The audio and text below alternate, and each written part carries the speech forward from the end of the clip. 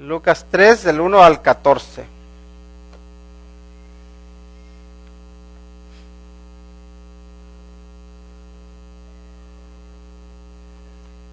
¿Lo tenemos? Dice la palabra de Dios: en el año 15 del imperio de Tiberio César, siendo gobernador de Judea Poncio Pilato, y Herodes tetrarca de Galilea, y su hermano Felipe tetrarca de Iturea y de la provincia de Traconite, y Lisanias tetrarca de Abilinia, y siendo sumos sacerdotes Anás y Caifás, vino palabra de Dios a Juan, hijo de Zacarías, en el desierto.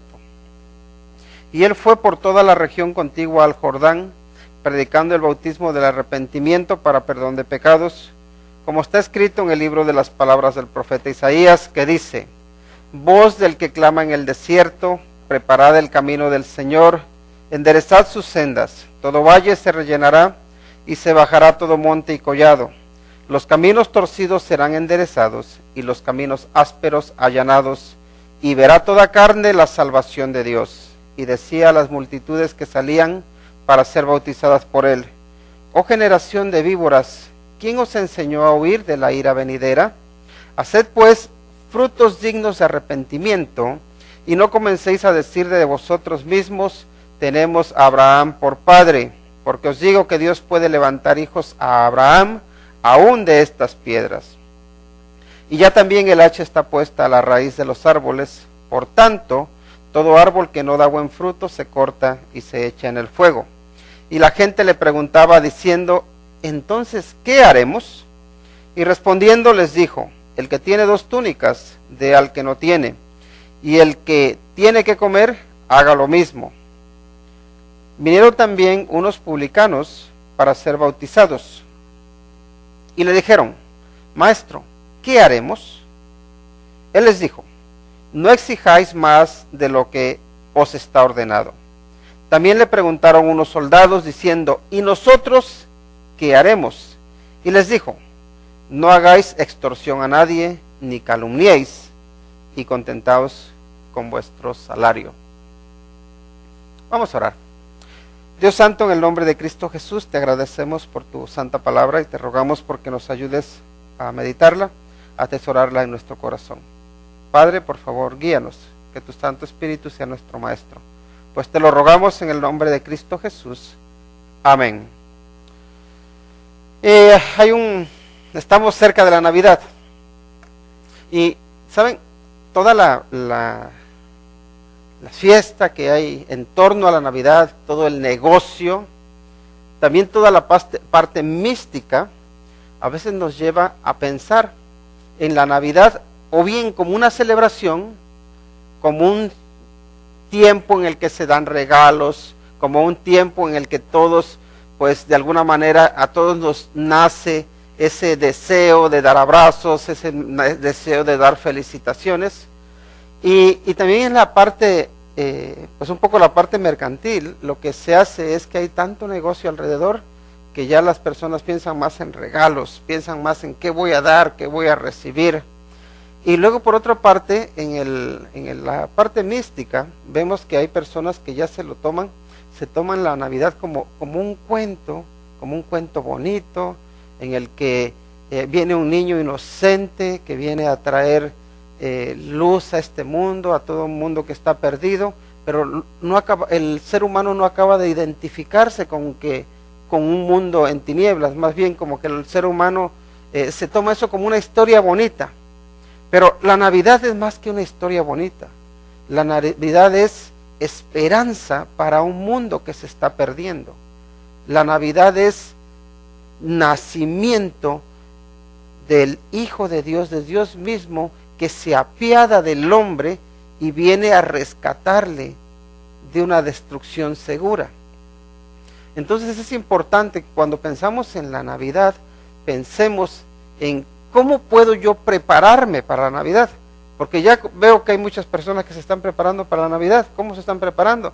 Ya tienen sus botellas de licor, ya tienen sus ponches, ya tienen sus, no sé cómo le llaman esas bebidas de cacahuate o algo así. y están muy preparados, ¿no? Algunos ya tienen su arbolito, ellos ya tienen sus regalos, y escucho muy a menudo, ya hice las últimas compras de Navidad, y lo que están diciendo es, ya le tengo regalo hasta para el gato, ¿no? Entonces uno como que de alguna manera se prepara para Navidad viendo las cosas desde el punto de vista material, no desde el punto de vista físico. Pero la Navidad no solamente es toda esta fiesta que montamos alrededor de Navidad, que es bueno y es bonito que estemos alegres y que manifestemos por lo menos una vez al año nuestro corazón de decirle a las personas, oye, que tengas una feliz Navidad, o que la pases bien, que tengas unas felices fiestas, que disfrutes, o te quiero, o te aprecio, te extraño, quiero visitarte. Es verdad que también a veces algunos preparan unas cenas, vamos a decir, impresionantes, lo cual está bien, pero hay veces que nada más están preparándose, o preparando esas cenas, preparando esas fiestas para impresionar a la suegra, para impresionar al suegro, para impresionar a las amistades, o para mostrar que nosotros somos mejores que los demás, ¿no? Y eso tampoco eso no es prepararse para la Navidad. ¿Cómo nos preparamos para la Navidad? Y yo creo que el mensaje que nos da Juan el Bautista aquí cuando va en el desierto, creo que es una enseñanza que debemos aplicar a nosotros, a nuestra vida, para prepararnos, ¿para qué? Para Navidad. Porque hay que celebrar Navidad, pero hay que celebrarla todos los días, ¿no? Pero ahora que vamos a celebrarla y se viene el 24, creo que debemos celebrar la Navidad teniendo en cuenta que la venida de Cristo es un hecho histórico. Fíjense lo que nos dice aquí Lucas, ¿no? Dice, en el año 15 del imperio de Tiberio César, siendo gobernador de Judea, Poncio Pilato. Nos habla luego también de Herodes, de quienes eran sumos sacerdotes. En otras palabras, nos está hablando de autoridades, tanto políticas como religiosas. Las autoridades. Y nos está hablando que sucedió en un tiempo en la historia. Y sí, esto que nos está relatando Lucas más o menos tiene lugar más o menos por el año 30 después del Señor Jesucristo. Es lo que está relatándonos. Pero recordemos que también cuando el Señor Jesucristo vino a nacer, también nos habla de los gobernantes que había en ese momento. Y lo que nos quiere dejar claro la palabra de Dios, en este caso concreto Lucas, es que el relato de Cristo Jesús no es un cuento, no es una historia bonita, es una realidad histórica, es decir, realmente sucedió. El Señor Jesucristo vino a este mundo, caminó en este mundo, sufrió el calor, sufrió el frío, sufrió el desprecio, también saboreó el ser aceptado por sus seguidores, el ser aceptado por quienes le amaban. El Señor Jesucristo vivió en la historia.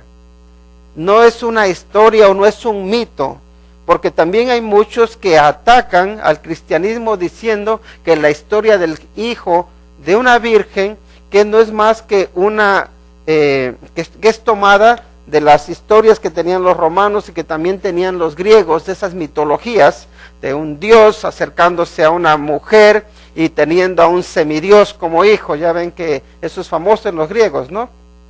Pero no, Lucas lo que nos quiere decir es esto: Cristo realmente es una persona histórica que existió con carne y hueso. Su obra es real. Así que no pensemos, o cuando nos preparamos para la Navidad, no pensemos en un cuento bonito, en una historia bonita.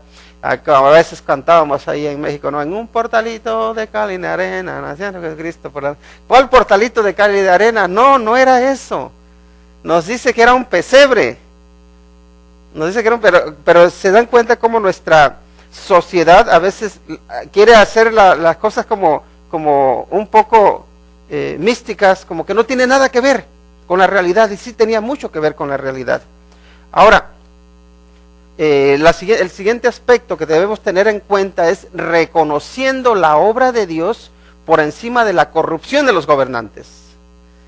Allí en ese tiempo, recuerden que los gobernantes romanos lo que hacían era prácticamente esquilmar, o lo que hacían era robar al pueblo.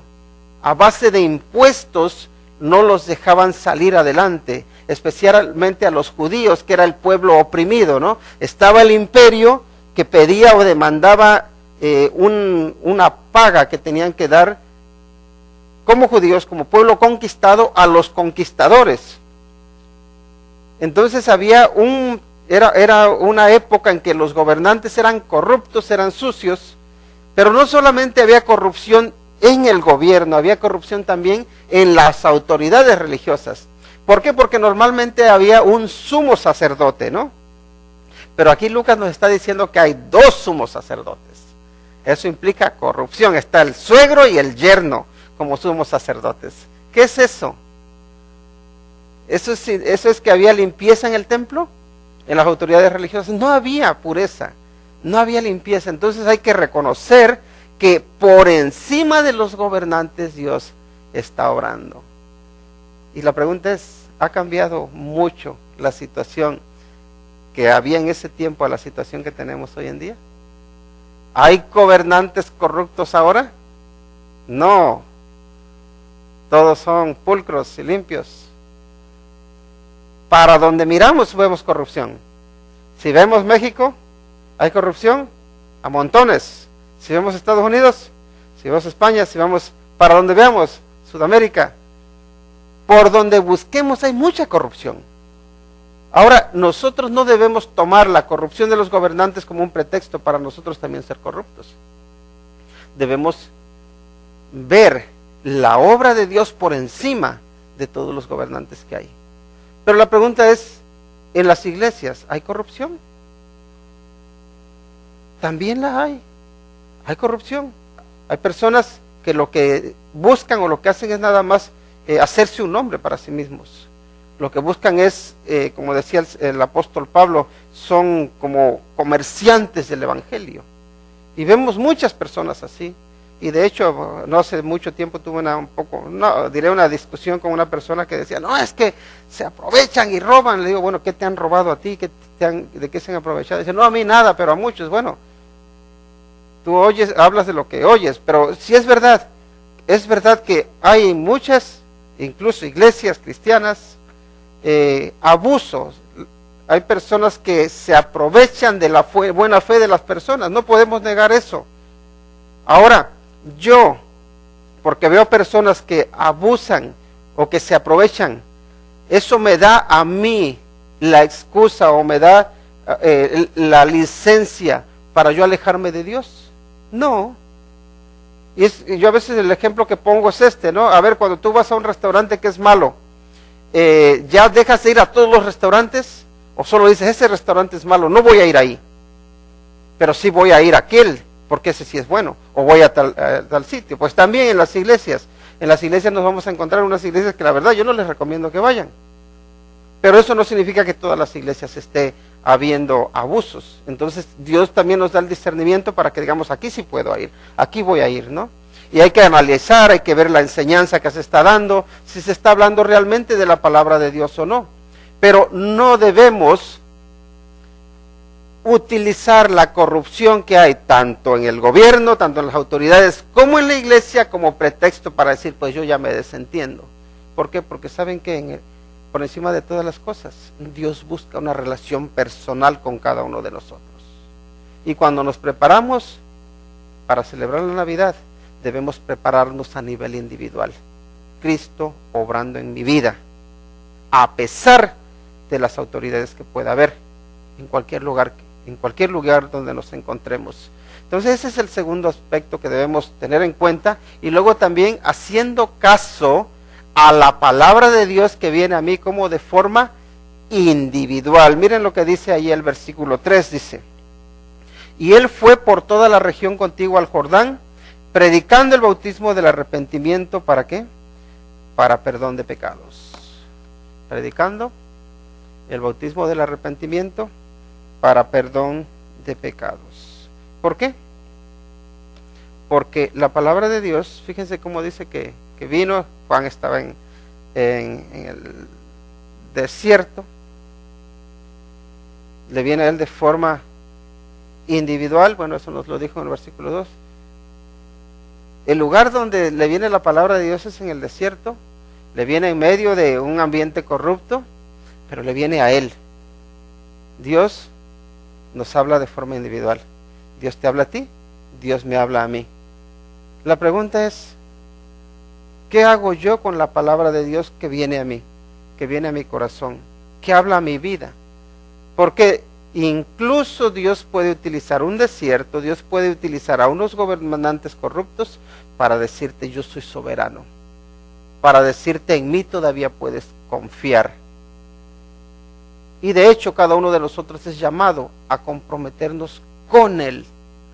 Por eso hay que hacer caso a la palabra de Dios que viene a mí de forma individual. ¿Y qué me dice a mí la palabra de Dios? ¿Qué me habla? La palabra de Dios de forma individual me dice a mí, arrepiéntete, reconoce las buenas nuevas de salvación.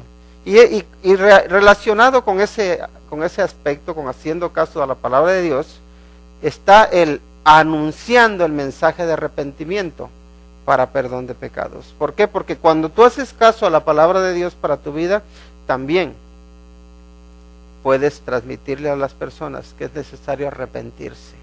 Nos preparamos para celebrar la Navidad desde una convicción de que necesitamos limpieza. Me gusta lo que compartió un poco la hermana Maricruz cuando dice que ella estaba cayendo en lo mismo que sus padres estaban haciendo. Precisamente de lo que quería huir es en lo que estaba cayendo. Pero eso nos pasa a cada uno de nosotros. Cuando nosotros a veces tenemos papás que sabemos cómo son, ¿no? Entonces uno como que dice, no, es que esto de mi papá no me gusta, esto tampoco. ¿Y qué hacemos? Decimos, no, yo no voy a hacer lo mismo. Y si somos honestos, nos damos cuenta de que caemos en lo mismo. Como la hija que dice, qué enojona es mi mamá. Y ella es igual de enojona o peor que su mamá. O a veces que la mamá dice, pero ¿por qué será mi hija así? Y se examina, sí, pero sí es como yo. Cae uno en ese círculo vicioso. Y es necesario arrepentirse. Es necesario no entregarse a Cristo Jesús y decir, Señor, por favor, cambia mi vida, transfórmame. ¿Cómo podemos celebrar la Navidad? Con un corazón transformado, pero también compartiendo la historia de salvación, porque ¿saben qué? El arrepentimiento es lo que era el mensaje que les traía Juan.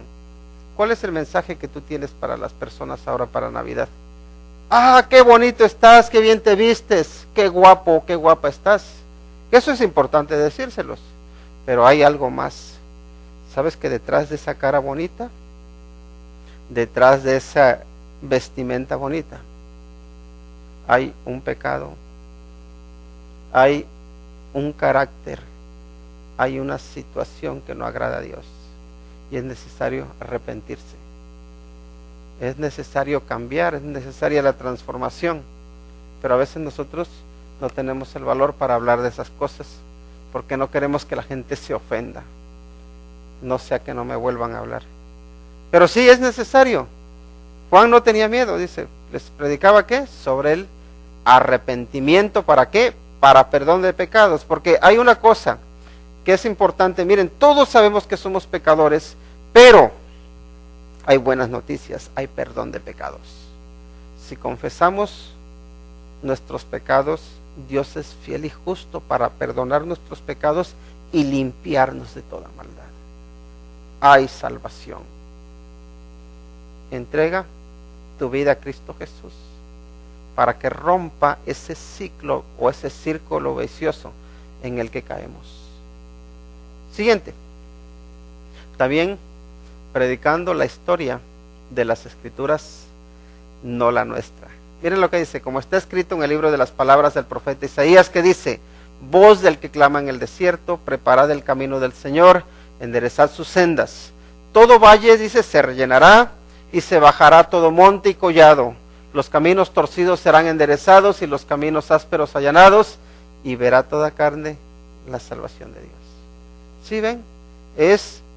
Hay una historia no mi historia, es la historia de Dios. Es la historia de Dios que nos revela en su palabra. Y vemos a Dios obrando a través de la historia. Vemos a Dios que va guiando toda la humanidad a través de los siglos hacia una meta. Y el centro de esa historia es Cristo Jesús. El centro de la esperanza, el centro que podemos ir en torno a lo que gira todo, es Cristo Jesús. El mensaje de la historia de Dios es, la figura central, el personaje central es Cristo Jesús. ¿Por qué? Porque Cristo Jesús da sentido a la historia. Porque Cristo Jesús cambia la historia. Y así como Dios, fíjense en su palabra, utiliza la figura del Señor Jesucristo como el centro de su historia, Dios utiliza la persona del Señor Jesucristo como el centro de tu historia, cuando tú eres transformado por Él. La pregunta es esta: ¿la historia de Cristo Jesús es el centro de tu historia? El niño que nació en Belén ha nacido en tu corazón. El niño que vino a nacer en una virgen te ha dado un nuevo nacimiento, te ha hecho nacer espiritualmente, te ha dado vida espiritual. Su historia es tu historia. Puedes decir, con Cristo estoy juntamente crucificado y ya no vivo yo, mas vive Cristo en mí. Y lo que ahora vivo en la carne, lo vivo en la fe del Hijo de Dios, el cual me amó y se entregó a sí mismo por mí. Su historia es tu historia. Si su historia es tu historia, tú eres una nueva criatura. Tú eres un nuevo ser. Puedes celebrar Navidad, puedes decir, Jesús nació, porque Jesús nació en mi corazón. Cristo es el centro de la historia y es a Él a quien debemos predicar donde quiera que vayamos, porque solo Él cambia la vida, solo Él transforma la vida. Todo valle se rellena, todo monte y collado se aplana. ¿Y saben qué? El Señor Jesucristo hace una vida que es una vida en la cual nosotros podemos caminar rectos. ¿Por qué? Porque Él es el camino, porque es la verdad, porque Él es la vida. Siguiente aspecto: preparémonos dejando falsas enseñanzas. Dice, y decía a las multitudes que salían para ser bautizadas por Él, oh generación de víboras, ¿quién os enseñó a huir de la ira venidera? Suena ofensivo, ¿verdad? Cuando les dice, oh generación de víboras. ¿Qué les está diciendo cuando les está diciendo víboras? Les está diciendo que son, ¿qué? De alguna manera, mentirosos, ¿no? Lo más bonito que se le puede decir. Cuando le dices a una persona que es una víbora, ¿qué le estás diciendo? ¿Le estás diciendo cuánto te quiero? No. Le estás hablando de un carácter despreciable. Y si recordamos, la víbora o la serpiente, primero es el mismo diablo, ¿no? Que es el que engañó, que es el que hizo caer a Eva. Y luego entonces y también cuando se habla de las víboras se habla de la astucia. Ustedes que son astutos. Ahora la pregunta, ustedes que son astutos, ¿quién les enseñó a huir de la ira venidera? Ustedes que tienen el carácter de víboras, no ustedes, pero es lo que dice aquí la palabra. A una víbora, o a alguien que actúa como una víbora, que tiene ese carácter, ¿qué creen que le va a pasar? Le viene la ira venidera. Ahora, se creen estos hombres que por su astucia van a escapar de la ira venidera. Entonces les dice, ¿quién les enseñó? ¿Quién te enseñó a huir de la ira venidera? Si Cristo no es quien te ha enseñado, si Dios no es quien te ha enseñado, solamente estás huyendo, pero no vas a poder escapar. Por eso hay que dejar las falsas enseñanzas. Uno tiene que preguntarse, ¿quién me enseñó que yo puedo escaparme de la ira venidera? ¿Estoy siguiendo una falsa enseñanza? Si estás siguiendo una falsa enseñanza, te aseguro que no vas a escaparte, porque es solamente Cristo, en su palabra, en su historia, el que nos guía el que nos libera de la ira venidera. Por eso hay que dejar esas falsas enseñanzas. Pero también dejando las falsas justificaciones, ¿no? ¿Qué nos dice? ¿Qué nos dice? Haced pues frutos dignos de arrepentimiento y no comencéis a decir dentro de vosotros mismos, tenemos a Abraham por padre, porque os digo que Dios puede levantar hijos a Abraham aún de estas piedras. Dejando falsas justificaciones. Nosotros a veces nos creemos, pues, por lo buenos que somos, que ya somos alguien especial y que Dios a mí de ninguna manera me puede castigar, de ninguna manera me puedo perder. ¿Por qué? Porque yo soy bueno. Porque yo voy a la iglesia todos los domingos, porque yo me arrodillo y me persino, porque yo hago esto, porque hago lo otro, y me creo que por eso ya huí de la ira venidera. En este caso lo que ellos tenían era, nosotros somos descendientes de Abraham. Dios dio a la promesa a Abraham de que todos sus hijos, de que todos sus descendientes, si se circuncidaban, que ellos iban a heredar la promesa de Dios, que ellos iban a ser salvos. Así que todos esos decían, somos hijos de Abraham.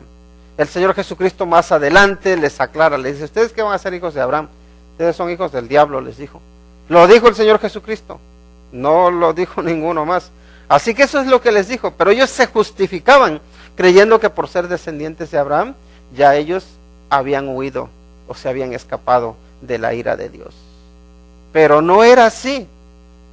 Y como les dice, haced frutos dignos de arrepentimiento. Esto no significa que uno haciendo frutos o haciendo cosas buenas se salva, no.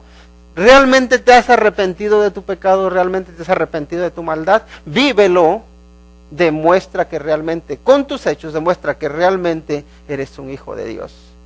Y no empieces a decir, porque yo soy hijo de fulanito.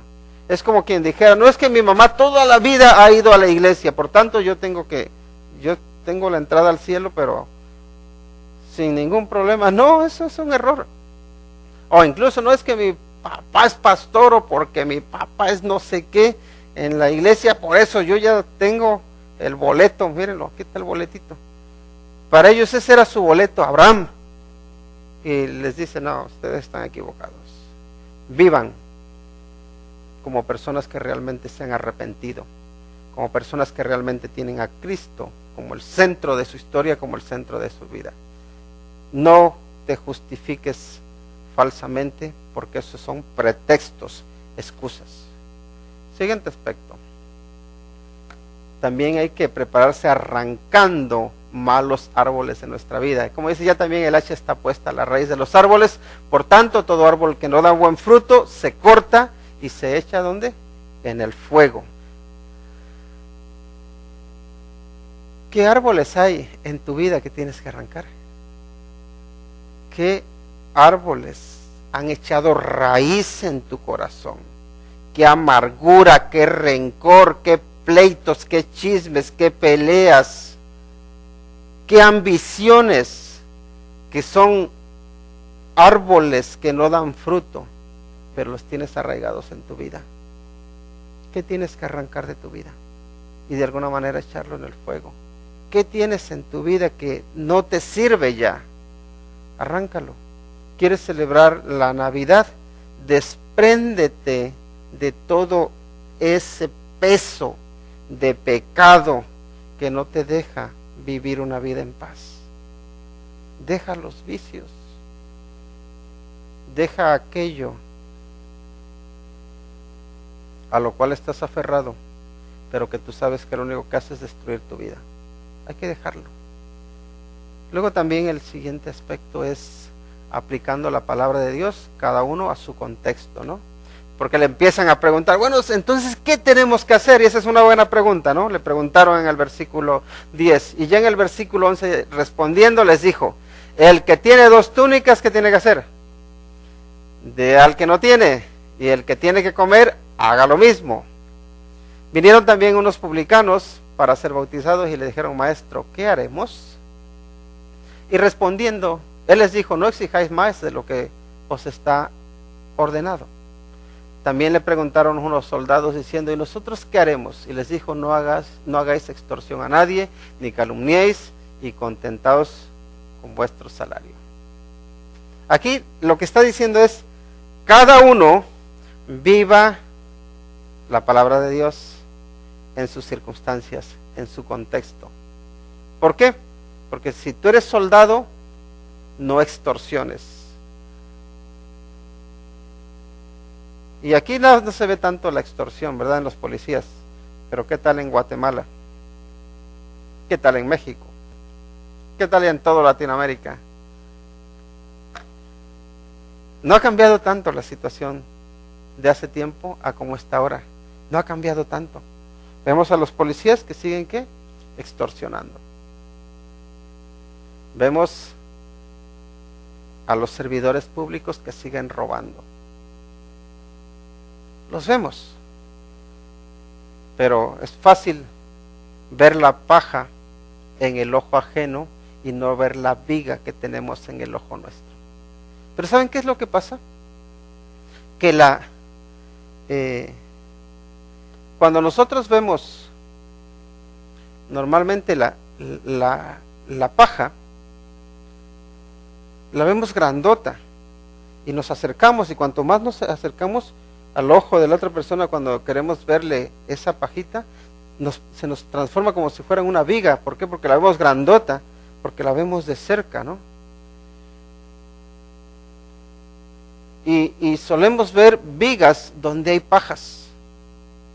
Pero luego al revés, cuando nosotros tenemos una viga, la viga lo que hace es cegar, ¿verdad? Porque las vigas que son grandotas. Y si tú tienes una viga aquí en el ojo, ¿qué vas a ver? Nada.